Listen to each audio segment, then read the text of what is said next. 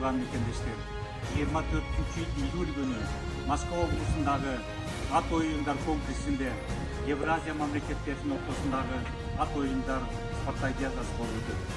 Ошол менен бирге Кыргыз мамлекетибизден биздин курама командабыз келип катышат. Бул иш-чара Москва жергесиндеги кыргыз диаспоранын колдоосунда өтүүдө. Баарыңыздарды келип, көңүлүңүздөрдү ачып, биздин командабызды, жабандаштерибизди колдоп кетүүңүздөрдү каалайбыз. Дорогие кыргызстанцы, приглашаем на это значимое и большое мероприятие, которое пройдет в Максимал Парк с 22 по 24 июля. Добро пожаловать! Келүүгө алып келдиңиздер. Эң негизгиси Кыргызстан курама командасын келип колдоп кетиңиздер.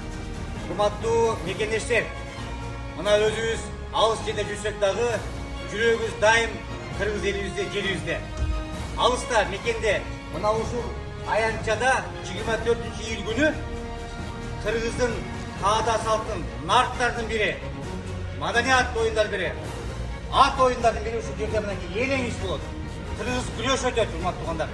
Бул иш-чара Кыргыз Москвадагы кыргыз диаспорасынын колдоосу менен ушул биздин саналаш жакын орус досторубуз менен ушул иш-чараны колдон келишинче чоң деңгээлде өткөзгөнгө аракет кылабыз. Албетте силердин жардамыңар менен.